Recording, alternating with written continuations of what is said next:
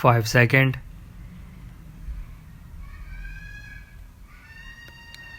I am sure if this trend is allowed to continue, many more thousands of crore will get spent yielding hardly any returns.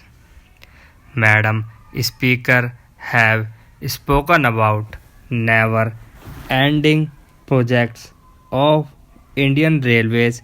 Let me throw some light of the kind of priority accorded in choosing projects. It is investment in doubling and tripling to decongest the overutilized network, which brings money to railways.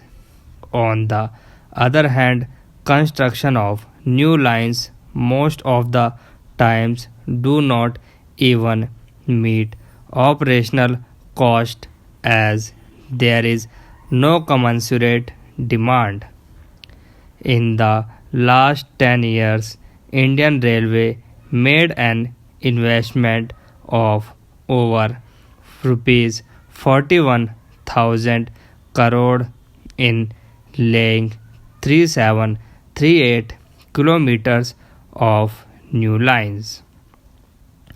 On the other hand, it spent only about rupees 18,400 crore for doubling of 50-50 kilometers, though it was a priority for the health of the system. I would like to read a comment on Indian Railways by someone which I changed upon. I did not understand it till I learned about the facts I talked about so far. It is unheard of a business that has a monopoly that has nearly 125 crore customer base, that has 100% sale on advance payment but still starved of funds. This, Madam Speaker, is the story of Indian Railways so far. Railway is serving the social obligation would not have been an issue. However, in the name of social viability, the chosen projects were populist in nature, bringing hardly any revenue to the railways. Investments continued in non-remunerative projects in the name of social responsibility. On the whole, neither the projects brought returns to railways nor the social responsibility was met in full for many years. This mismanagement and apathy brought railways into the situation of severe funds crunch for many years, which is a result of the decade of golden dilemma, the dilemma of choosing between commercial viability and social viability. Madam Speaker, I am sure my esteemed predecessors were aware of this precarious situation, but they, however, fell prey to the NASA of claps in the House when they announced these projects. Madam Speaker, I also can get claps from this august House by announcing many new projects, but that would be rendering injustice to the struggling organization. I would like to take claps throughout the year by setting things in order.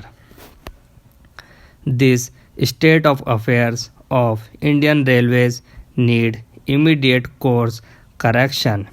Among the many corrective steps that I have planned out for revision was one which was a tough but a necessary decision. Madam Speaker, as they say, the medicine appears as bitter in the beginning but is like nectar in the end. This far revision will bring Indian Railways an additional revenue of about rupees 8,000 crore.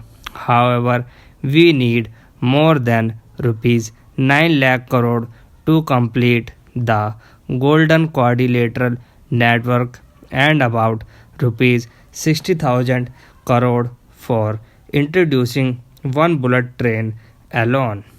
But, Madam Speaker, can I depend only on hiking fare and freight rates and burden the public to realize these funds?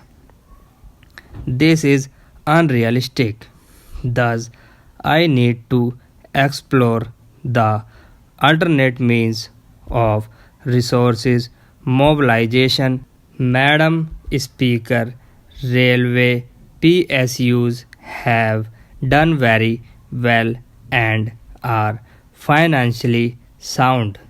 I propose to launch a scheme to bring in investable surplus funds of railways PSUs in infrastructure projects of railways which can generate attractive returns for PSUs.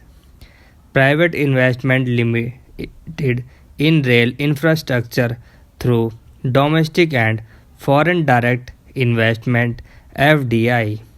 Growth of railway sector depends heavily on availability of funds for investment in rail infrastructure. Internal revenue sources and government funding are insufficient to meet the requirement.